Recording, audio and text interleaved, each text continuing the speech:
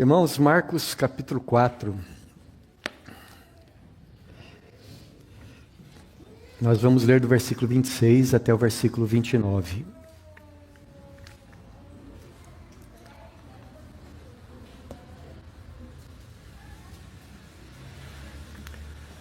Marcos 4, de 26 a 29, está escrito: Disse ainda: o reino de Deus é assim como se um homem lançasse a semente à terra, depois dormisse e se levantasse, de noite e de dia, e a semente germinasse e crescesse, não sabendo ele como. A terra por si mesma frutifica, primeiro a erva, depois a espiga, e por fim o grão cheio na espiga. E quando o fruto já está maduro, logo se lhe mete a foice, porque é chegada a ceifa. Até aqui, meus irmãos, vamos mais uma vez orar. Ó Pai, bendito seja o teu nome, por esta palavra maravilhosa que o Senhor nos concede a cada dia, de podermos ler e nela ouvirmos a voz do Senhor. Agora que nós vamos mais uma vez nela meditar, rogamos a iluminação do Teu Espírito Santo. E que, Pai bendito, assim como o Senhor nos ensina nela, assim esteja acontecendo na vida de cada um de nós, para a glória do Teu nome, para a alegria dos nossos corações, para a salvação de muitos, para a edificação da Tua igreja. Em nome de Jesus. Amém. Aqui, em Marcos capítulo 4, nós estamos no momento meditando nos diversos ensinamentos que o Senhor Jesus ministrou a respeito do reino de Deus, entendido aqui como salvação das nossas almas, como a proclamação da vontade de Deus ao mundo, através de uma série de parábolas nas quais Jesus compara o reino de Deus com pequenas sementes. Não somente aqui em Marcos Jesus faz isso, mas lá em Mateus capítulo 13 outras parábolas são acrescentadas também. E Jesus muitas vezes, então, ele usa essa ilustração para de alguma forma nos ensinar algum dos aspectos do reino. Então, semana retrasada, nós estivemos meditando a respeito da parábola do semeador, aquela talvez a mais conhecida das parábolas dos evangelhos, na qual Jesus, ele se compara a um homem que sai semeando a semente por todos os lugares onde passa, e ele explica que essa semente que ele semeia é a própria palavra de Deus. E que, à medida em que essa semente é espalhada, é semeada, ela vai caindo em diversos tipos de solo, que Jesus também explica, é o coração de cada ser humano. Algumas pessoas têm o coração como se fosse um solo bem duro, que a semente é jogada ali, mas ela não penetra, ela não produz fruto nenhum. Outras pessoas são descuidadas, é o tipo daquele solo misturado com pedras, misturado com espinheiros, e também não vai muito adiante a palavra plantada naquele coração. Mas Jesus ensina, existem aqueles que recebem com o coração reto, com o coração preparado, terra preparada, e nesses corações, então, a palavra ela frutifica muitas vezes. Jesus ele continua usando então essa mesma ideia, essa mesma analogia de uma semente nas parábolas que nós temos agora diante dos nossos olhos e da parábola que nós vamos ver na semana que vem, a parábola do grão de mostarda. E aqui o Senhor Jesus está falando a respeito de um outro aspecto do reino de Deus. Se naquela primeira parábola, a parábola do semeador, ele falou sobre a responsabilidade de cada um, isto é, depende do tipo de solo onde a palavra vai cair, depende do nosso coração, o produzir fruto ou não. Aqui Jesus está falando a respeito de um outro aspecto, o aspecto do poder da própria palavra de Deus. Então, ele conta aqui, ele parafraseando as palavras de Jesus, ele diz assim: imagine um homem que vai e planta as suas sementes de trigo. Depois que esse homem planta, ele vai durante a noite descansar. No dia seguinte ele levanta e continua trabalhando. E depois ele vai descansar de novo. E ele percebe com o passar dos dias que, embora ele não saiba como, aquela plantinha, aquela sementinha que ele colocou ali na terra, a terra por si mesma está fazendo com que aquela plantinha se desenvolva. Primeiro aquele grãozinho germinando, depois aquela haste e finalmente vem o fruto. Enquanto o fruto está acontecendo, o que esse homem faz? Depois de um dia de trabalho ele vai dormir. No dia seguinte ele não sabe o que acontece ali dentro do coração da terra, mas uma coisa ele observa, que a sementinha está produzindo o seu fruto. Até que chega o dia em que esse homem simplesmente irá colher o resultado do seu trabalho. Assim também, diz o Senhor Jesus, nós podemos comparar o reino de Deus. É assim que acontece no reino de Deus. E essa parábola, meus irmãos, ela descreve, então, o crescimento de Deus, nós podemos afirmar assim, sob 3 aspectos. Primeiro, aquilo que a gente chamaria de um aspecto histórico. Isto é, Jesus, com a sua vinda, ele trouxe o reino de Deus. Desde o começo, quando o evangelho começa a ser pregado, antes de Jesus, através do seu predecessor, João Batista dizendo: arrependei-vos, porque é chegado o reino de Deus. Depois Jesus começa a pregar, anunciar a palavra de Deus, ensinar nas sinagogas, ensinar em público em todos os lugares, expulsar demônios. O reino de Deus veio na pessoa de Jesus. Só que Jesus diz que o reino de Deus não ia ficar ali, ele continuaria a se desenvolver, até que chega o dia da colheita, isto é, o dia em que Jesus voltará para colher os frutos todos do seu trabalho. Em segundo lugar, nós também podemos falar que essa parábola, ela é uma ilustração do reino de Deus na nossa própria vida. Começa um dia quando você ouve a palavra de Deus, essa palavra vai trabalhando no seu coração e no devido tempo ela produz o seu fruto. De modo que, como diz o apóstolo Paulo, que também meditamos na semana passada, vai produzindo em nós o fruto da santificação. Primeiro o fruto da regeneração, depois da santificação, o progresso espiritual, até que chega o dia em que nós compareceremos perante Deus, e o fruto do Espírito Santo na nossa vida, ele será colhido de uma vez por todas. E nós podemos também, meus irmãos, o reino de Deus nessa parábola, no sentido de propagação do evangelho pelo mundo inteiro. Jesus, na próxima parábola, a parábola do grão de mostarda, ele vai ampliar essa ideia, dizendo que o reino de Deus é como um pequenino grão de mostarda que você plantando, depois ele se torna a maior de todas as hortaliças. Algumas mostardeiras chegam a ter 3 metros de altura. Aquela pequena sementinha produz tanto. E diz Jesus assim: assim também vai acontecer. O reino de Deus, ele vai alcançar o mundo inteiro. E gente do mundo inteiro virá se abrigar nessa grande árvore, que é o reino do Senhor. Agora, meus irmãos, uma das coisas que essa parábola aqui ensina, e é essa que nós queremos destacar nesta noite, é o fato de que nós todos podemos participar disto, da promoção do reino de Deus. E eu quero destacar especialmente aquilo que Jesus enfatiza, uma coisa chamada tempo. Tempo, não como nós seres humanos gostaríamos que fosse, mas assim, tempo como algo que foi criado por Deus, que está nas mãos de Deus e no qual Ele trabalha segundo a sua vontade. A gente poderia dizer assim, o tempo como um servo de Deus.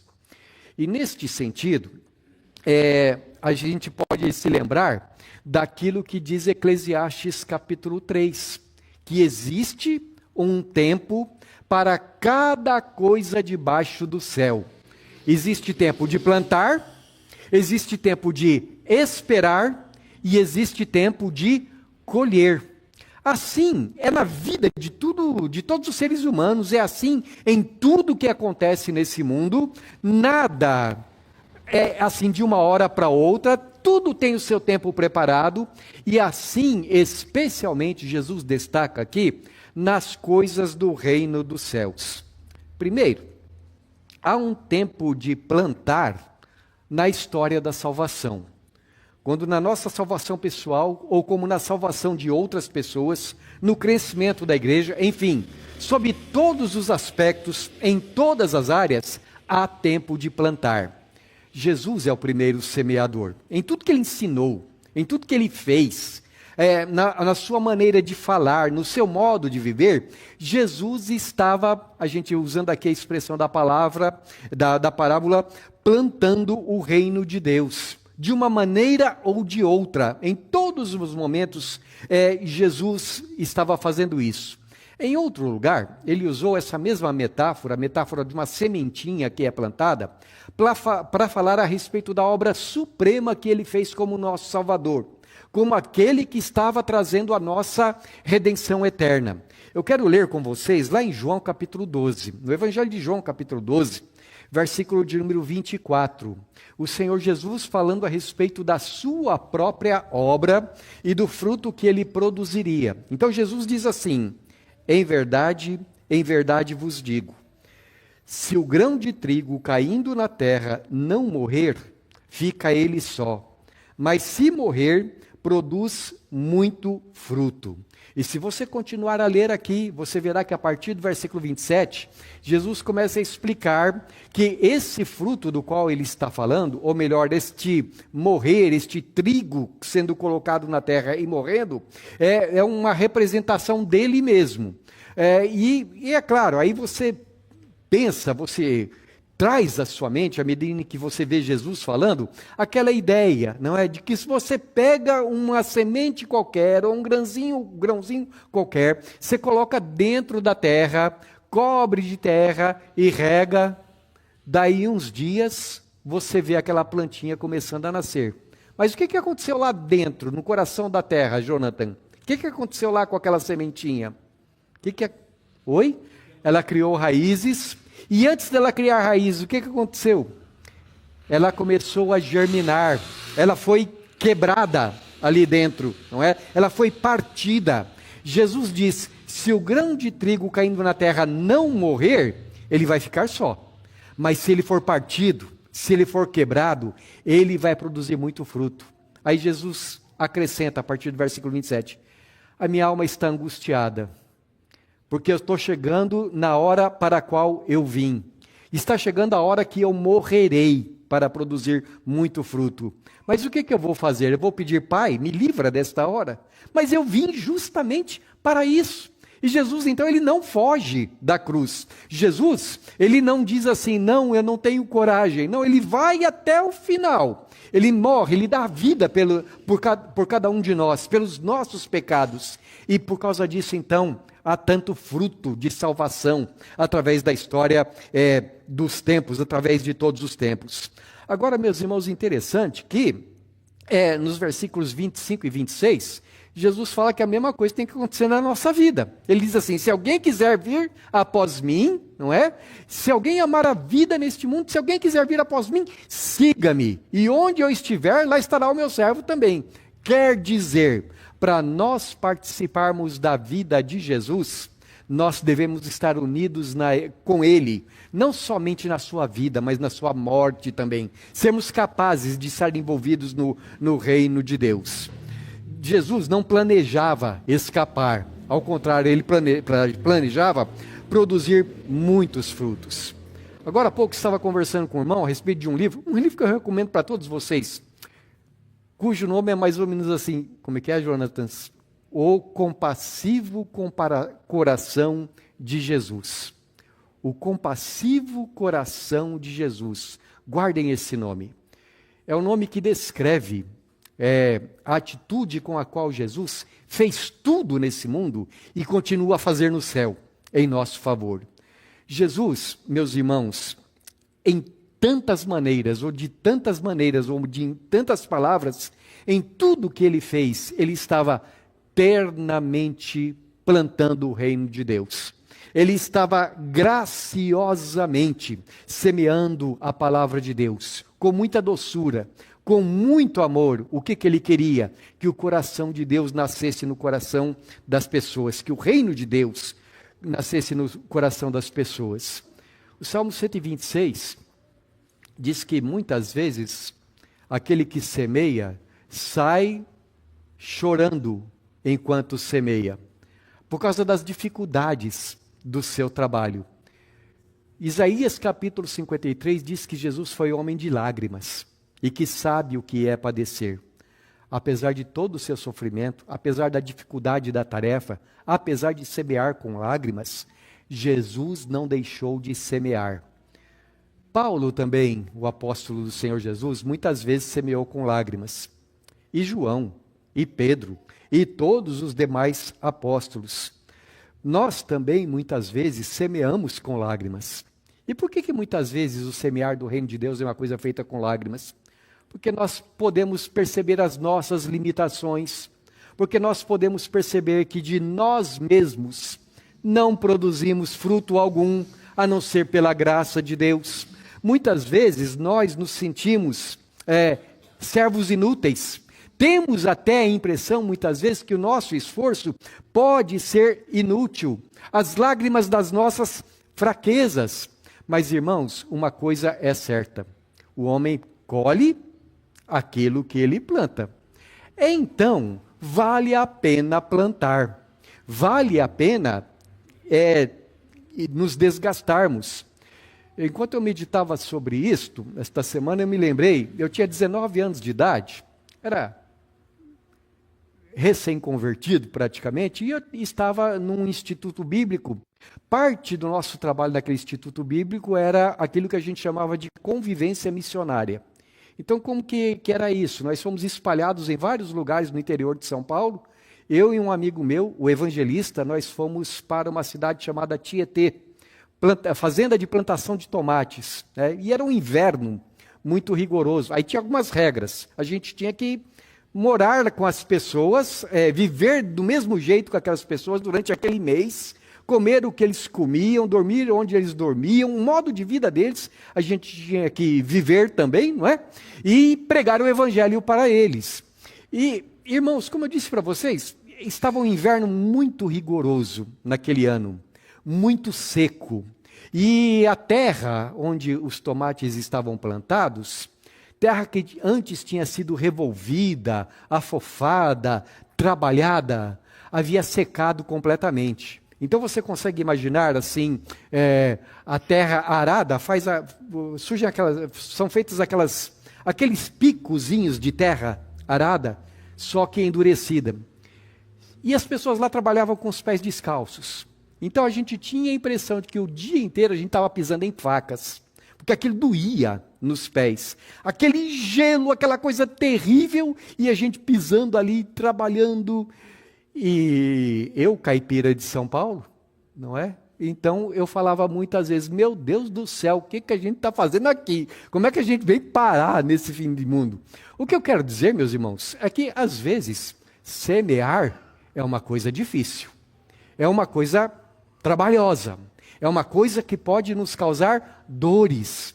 Mas, meus irmãos, trabalhar no reino de Deus é algo que vai trazer seus frutos.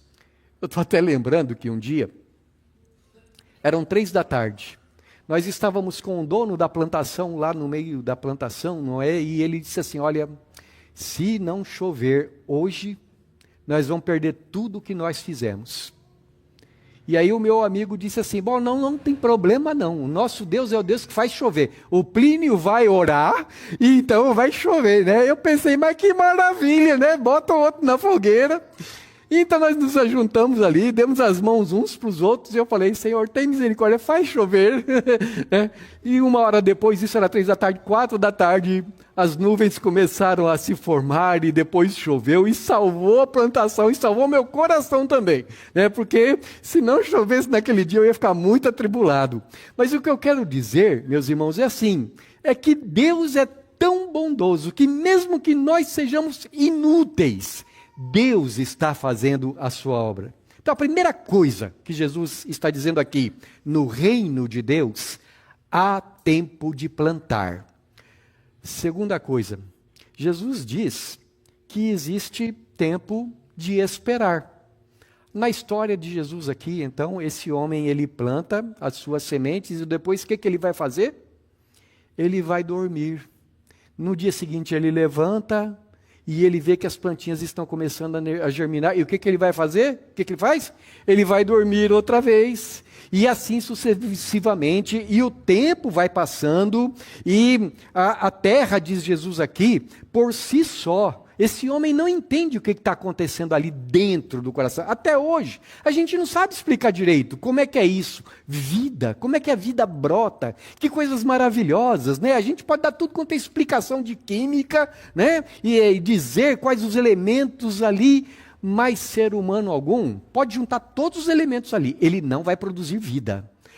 Lá ali no coração da terra, aquela sementinha que foi plantada, ao contrário.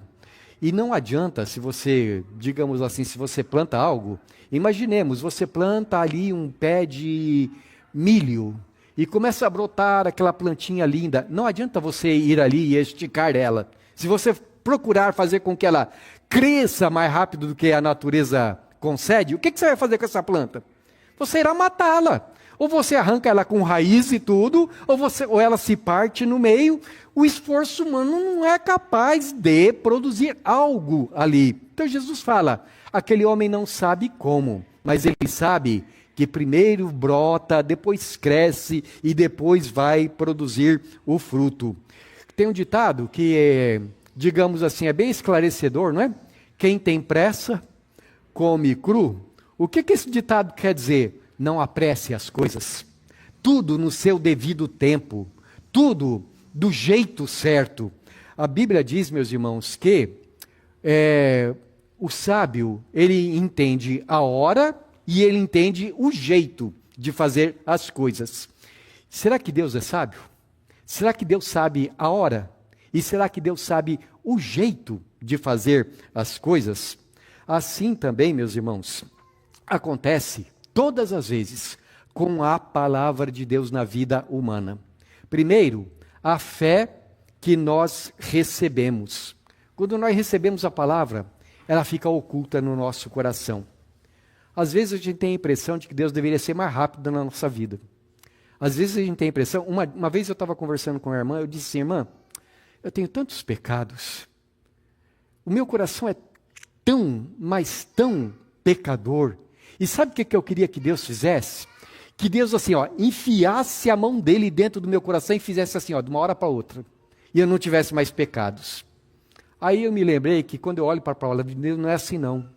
Deus, ele vai trabalhando através das circunstâncias da nossa vida. Deus coloca a sua palavra no nosso coração. Ele vai nos transformando e muitas vezes é um crescimento, como a gente estava falando hoje cedo, que traz as dores do crescimento, que não é uma coisa rápida, mas Deus está trabalhando na nossa vida, meus irmãos, com vistas à eternidade. E Deus não está com pressa. Deus faz as coisas e faz da melhor maneira, do jeito mais bem feito. Então você planta a palavra no seu coração e ela vai ficar ali trabalhando. Ela vai ficar ali. E ela vai germinando. E você não vai ver a árvore de uma vez inteira, não. Você vai ver ela trabalhando devagarinho, até que você vai vendo os primeiros frutos. E assim como na vida, existem as estações da nossa vida. Existe sol, mas tem dia que não tem sol nenhum. Tem dia que chove, mas tem dia que não chove. Tem primavera, tem verão, tem outono, inverno. Tudo faz parte. Tudo é instrumento de Deus para o nosso crescimento espiritual. E nesse sentido, não adianta querer aparentar maturidade. Não adianta fazer de conta que eu sou uma pessoa espiritual. Não adianta querer maquiar ou disfarçar. Não, é só deixar Deus fazer a sua obra. O que nós precisamos fazer? A gente planta, a gente rega, mas o que disse Paulo? Eu plantei, Apolo regou e Deus dá o crescimento.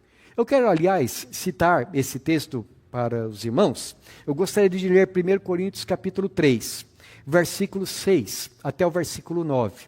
Ali Paulo falando a respeito do seu ministério na igreja de Corinto. Ele diz assim, Coríntios 3, de 6 a 9. Eu plantei, Apolo regou, mas o crescimento veio de Deus. De modo que nem o que planta é alguma coisa, nem o que rega, mas Deus que dá o crescimento. Ora, o que planta e o que rega são um, e cada um receberá o seu galardão segundo o seu próprio trabalho, porque de Deus somos cooperadores, lavoura de Deus, edifício de Deus sois vós. De quem que é a lavoura? É daquele que dá o crescimento. Tudo pertence a Ele. A igreja pertence a Ele. O reino de Deus espalhando-se pelo mundo é Deus trabalhando no mundo. E da mesma forma, meus irmãos, como nós falamos que o crescimento vem de Deus na igreja, o apóstolo Paulo também falou que o crescimento vem de Deus na vida de cada um de nós. Lembram o que está escrito em Filipenses capítulo 1, versículo 6? A respeito da vida individual do crente? O que diz lá mesmo? Filipenses 1,6, plenamente certo do quê? De que aquele que começou boa obra em vós, há de completá-la, até o dia de Cristo Jesus. Irmão, tenha certeza de uma coisa, às vezes você tem a impressão de que as coisas estão demorando tanto para a sua maturidade. Eu tenho 40 e poucos anos de evangelho, Kelvin, e às vezes eu olho para mim mesmo e falo, mas como está demorando? Mas não está demorando. Sabe por quê? Porque tudo tem o seu tempo certo na vida dos filhos de Deus, do povo de Deus. Tempo de plantar e tempo de esperar. Não adianta se impacientar. Irmão, plante e vá dormir. Plante e espere. Plante e deixe Deus fazer a obra. Às vezes a gente não sabe esperar o tempo de Deus. Você já viu aquele ditado? Eu não quero para, alguns até oram, né? Eu não quero para agora, eu quero para ontem. Isso não dá certo não. Não dá certo falar isso com Deus não. Não adianta querer forçar a situação. Não adianta querer forçar o crescimento. Irmãos, alguns pensam que para ser espiritual tem que ser alguém que força a barra. Eu me lembro que eu li um livro uns anos atrás, o irmão dizia mais ou menos assim, quando uma porta não estava aberta, quando eu batia na porta ela não estava aberta, eu derrubava. Ora, no reino de Deus não adianta não derrubar a porta, não adianta não forçar as situações, forçar a barra, como a gente costumaria dizer. Saber esperar confiantemente é o segredo. Saber confiando no poder da palavra de Deus. Confiar no poder da palavra de Deus em todas as coisas. E em todo tempo confiar, sabendo que no Senhor, nada que nós fazemos é em vão. Primeiro tempo de plantar. Segundo tempo de esperar. Terceiro, tempo de colher. Jesus também nos ensina, e quando nós pensamos nessa parábola que Jesus conta aqui, me faz pensar numa outra parábola que ele contou lá em Mateus capítulo 13, a parábola do joio e do trigo. Vocês se lembram dessa parábola? Então ali Jesus fala, né, e ele diz ali especificamente que ele é o que planta, mais uma vez, né, e ele fala assim, que um certo homem, ele plantou trigo na sua terra.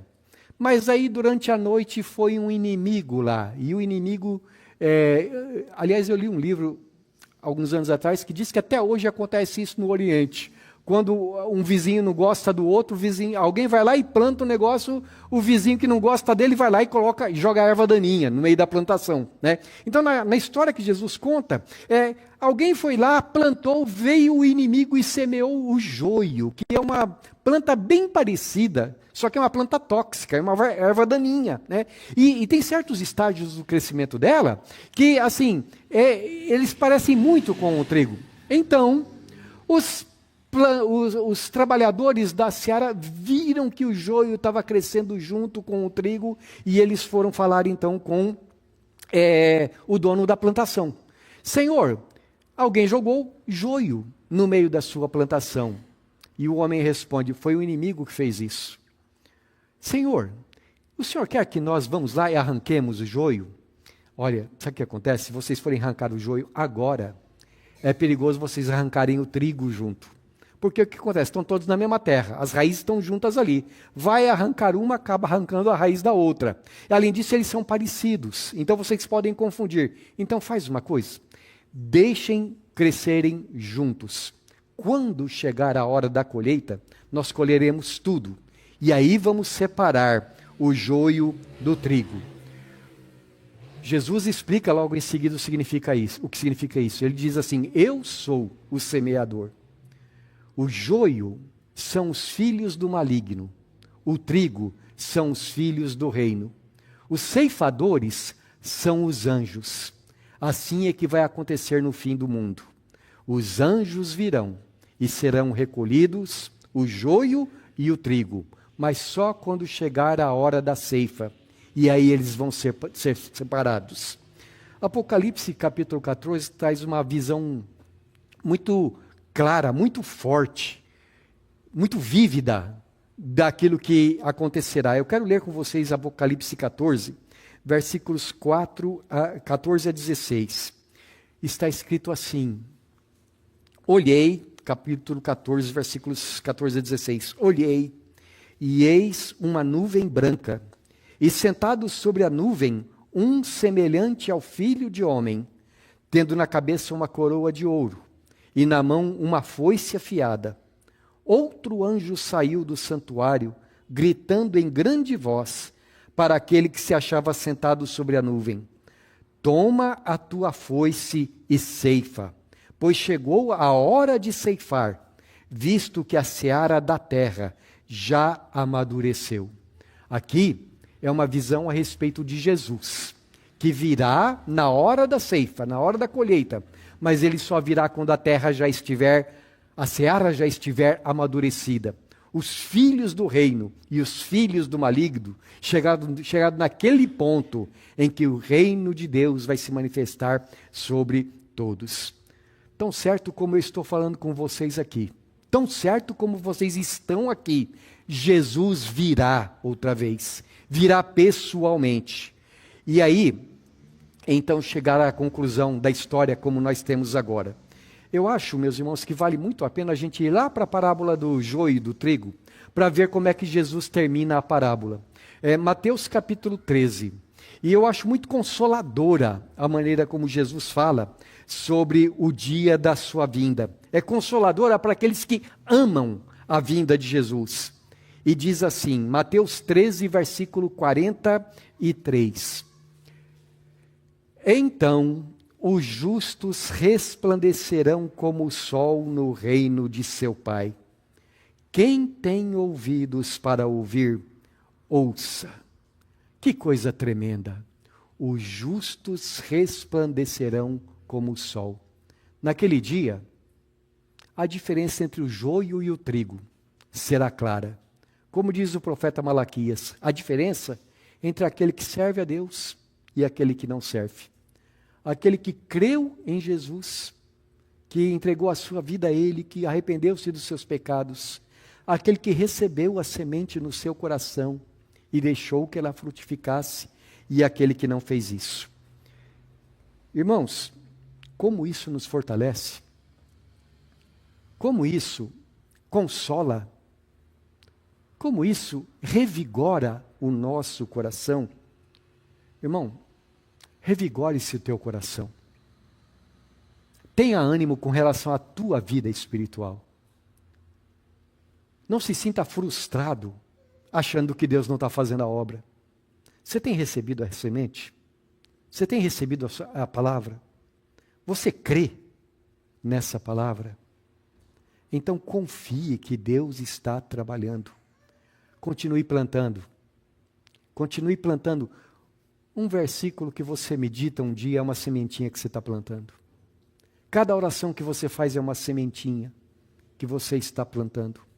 Cada boa obra que você faz é uma sementinha no reino de Deus. O que a Bíblia promete? Aquele que semeia para o Espírito, do Espírito, colherá a vida eterna.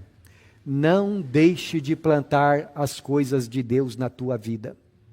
Segundo, não pense que quando você planta na vida de outras pessoas, isso não trará o seu fruto, porque trará.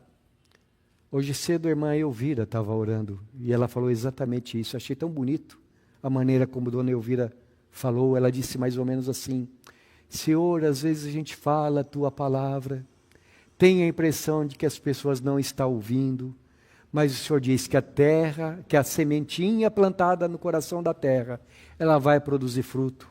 Então ela disse: eu espero no Senhor. Irmãos, é assim que a gente tem que fazer. Plantar na nossa vida, plantar na vida de outras pessoas. Segundo, ter paciência. Não queira forçar. Não queira você mesmo produzir. Esse homem da parábola, o que ele faz? Ele planta e vai dormir. Eu sei que tem gente que acha que isso não é espiritual, que isso é preguiça. Aqui no reino de Deus as coisas são diferentes. Aos seus amados ele dá enquanto dormem. Não é que Jesus está nos incentivando a indolência, não. Não é isso que eu estou dizendo. Mas o que eu estou dizendo é: Deus dá o crescimento. Então confie. E terceiro, espere que vai chegar o dia da colheita. O que você tem plantado, irmão? Você tem plantado misericórdia? Saiba disso, você colherá misericórdia.